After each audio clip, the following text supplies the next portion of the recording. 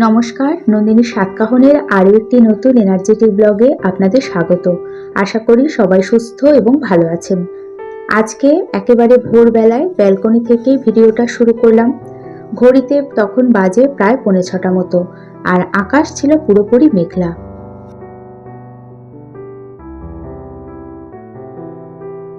আজকে আমি ঘুম থেকে উঠেছি বেশ কিছুটা সময় হলো, তো আমার স্নান হয়ে গেছে। ঘরের বাকিরা এখনো ঘুমাচ্ছে।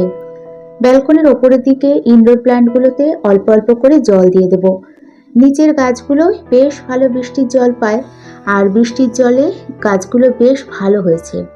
এই ইনডোর প্ল্যান্টগুলো এত বড় হয়েছে যে শিকড়গুলো বাইরে বেরিয়ে ঝুলছে। তো যাই হোক, গাছগুলো রিপোর্টিং করতে হবে। হবেই বলেই যাচ্ছি, তবে করার জন্য একদম হাতে সময় পাচ্ছি না। যাই হোক, বেশ কিছুক্ষণ ব্যালকনিতে ছিলাম। তো সকালবেলা ব্যালকনিতে একটু থাকতে বেশ ভালো লাগে। একটু ভালোভাবে লক্ষ্য করলে দেখা যায় যে আমাদের প্রত্যেকের জীবন প্রায় একই রকম। আমরা প্রত্যেকেই প্রত্যেকের মতো করে দায়িত্ব কর্তব্যগুলো পালন করে যাচ্ছি। সব সময় কারো লাইফস্টাইল দেখে তাকে বিচার করা যায় না। কাউকে হাসি খুশি দেখে এটা ভাবার কোনো কারণ নেই যে তার জীবনে সব কিছু ঠিক আছে। সবার জীবনেই কোনো না কোনো সমস্যা আছে। তো কারো টাকা পয়সার সমস্যা, কারো হেলথের প্রবলেম, কারো বা অন্য কোনো সমস্যা। কিন্তু সমস্যা তো আছেই, সমস্যা ছাড়া কোনো মানুষ নেই। তবে হ্যাঁ, যারা সমস্যাকে ইগনোর করে সব সময় কিভাবে খুশি থাকা যায় তার দিকে ফোকাস করে, তাদের লাইফটা অন্যদের থেকে একটু হলেও বেটার থাকে। একটু চিন্তাধারা বদলে আমাদের রেগুলার জীবনেও অনেক পরিবর্তন আসে। যারা এটা করতে পারে, সত্যি বলতে তাদের এটা একটা বড় গুণ। আর এই গুণটা সব থেকে বেশি লক্ষ্য করা যায় আমাদের মতো হোম মেকারদের বা গৃহিণীদের।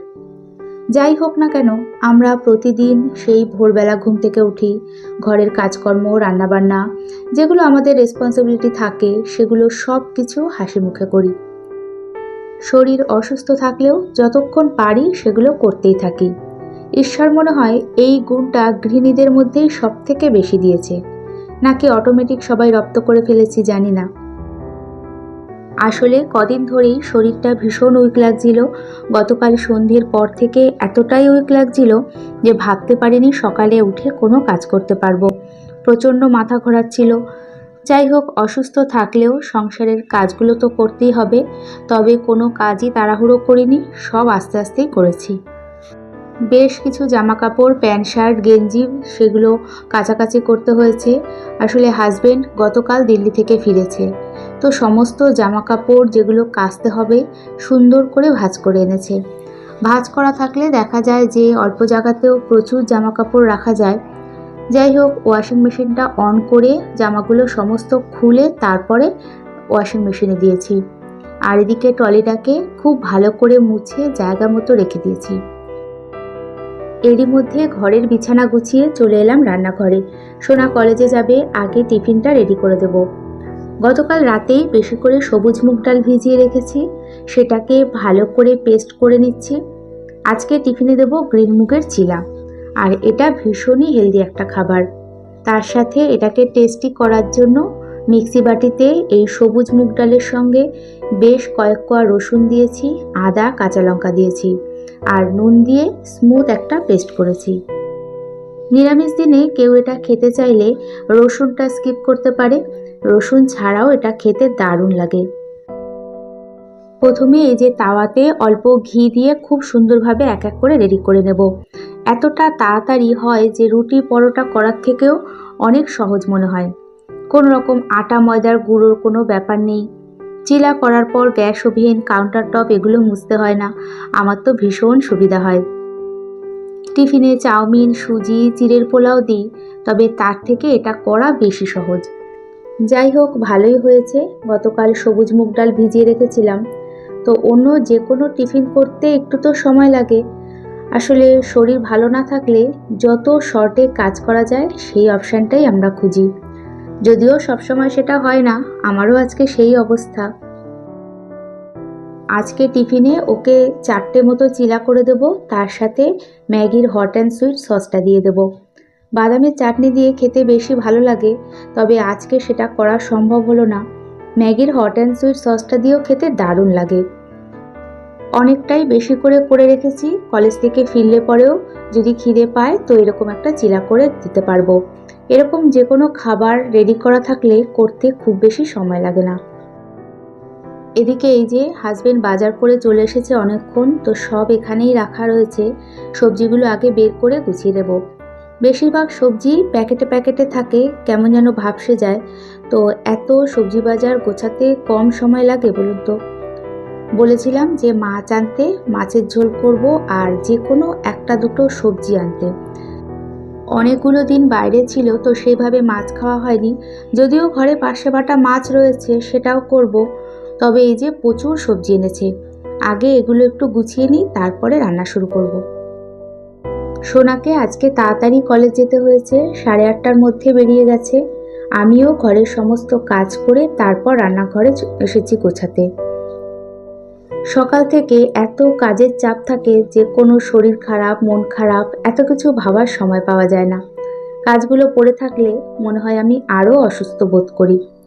সত্যি কথা বলতে শরীর অসুস্থ থাকলে ঘর বাড়িতে ছড়ানো ছিটানো জিনিসপত্র দেখে মনে হয় যে আরও বেশি অসুস্থ বোধ করি। আসলে সবই মনের ব্যাপার। গোছানো ঘর বাড়ি দেখে আমাদের মন ভালো থাকে, আর মন ভালো থাকলে অসুস্থতাও কোথা দিয়ে যেন একটু একটু করে কমতে থাকে।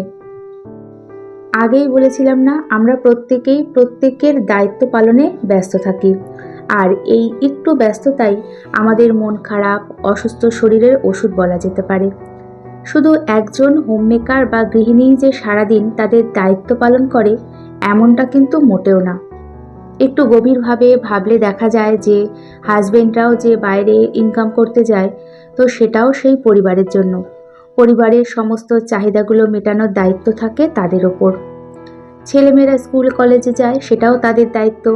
ভবিষ্যতের জন্য নিজেকে তৈরি করার দায়িত্ব, কিছুটা মা বাবাকে ভালো রাখার দায়িত্ব।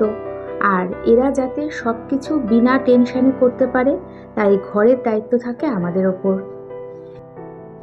এদিকে কথা বলতে বলতে অনেক সবজি আমার গোছানো হয়ে গেছে। মানকচু, কাঠিকচু, লাউ, কুমড়ো, পটল থেকে কোনো কিচ্ছু বাদ রাখেনি। তার সাথে আলু, পেঁয়াজ। যাই হোক, এত কিছু বাজার করলেও বেশি কিছু রান্না করার ক্ষমতা আজকে আমার নেই। ইলিশ মাছ এনেছে, সর্ষে পোস্ত বাটা দিয়ে ইলিশ মাছ করব, আর লাউ চিংড়ি করব। তার সাথে 4 পিস মতো পার্শে বাটা রয়েছে, সেটাও করব। সবজিগুলো ঝটপট করে ফ্রিজে রেখে আগে চাল ধুয়ে ভাত বসিয়ে দিয়েছি। হাজবেন্ড সকালে ভাত খেতেই বেশি পছন্দ করে, আর গতকাল অনেক রাতে বাড়ি ফিরেছে, তাও ফিরতে ফিরতে রাত 11টার বেশি বেজেছে। তো এসে অত রাতে ফ্রেশ হয়ে অল্প কটা ভাত খেয়েছে। সবজি বাজার গুছিয়ে তাড়াতাড়ি করে ভাত বসিয়ে দিয়েছি। ঘরে ছোট কচি কুমড়ো ছিল, অল্প একটু ভাতে সিদ্ধ দিয়েছি আমার জন্য, আর ভেন্ডি সিদ্ধ দিয়েছি, যেটা আমরা সবাই বেশ পছন্দ করি। যাই হোক, ইন্ডাকশান ছিল তো ইন্ডাকশানে ভাত বসিয়ে দিতাম, বেশ তাড়াতাড়ি হয়ে যেত। তো খেয়াল করে দেখেছি যে গ্যাসের থেকে ইন্ডাকশানে ভাত তাড়াতাড়ি রান্না করা যায়। আমি অবশ্য ভাত, কোনো কিছু সিদ্ধ বা প্রেসারে কিছু করলে পরেই ইন্ডাকশানে করতাম। ইন্ডাকশান কয়েকবার খারাপ হয়ে যাওয়ার পর কয়েকবার ঠিক করেছি, তো এবার আর ঠিক করে নিই, আর নতুন কিনেও নিই। ইলেকট্রিক কেটলে জল গরম করে ভাত বসিয়ে দিয়ে খুব তাড়াতাড়ি ভাত হয়ে গেছে। তো হাজবেন্ডকে পার্শে মাছের ঝোল আর 1 পিস ইলিশ মাছ ভাজা দিয়ে গরম গরম ভাত দিয়ে দিয়েছি। এখন সকাল প্রায় 11:15 মতো বাজে। লাউটাকে ভালো করে খোসা ছাড়িয়ে ধুয়ে বটি দিয়ে খুব সুন্দর করে ঝিরিঝিরি করে কেটে নিয়েছি।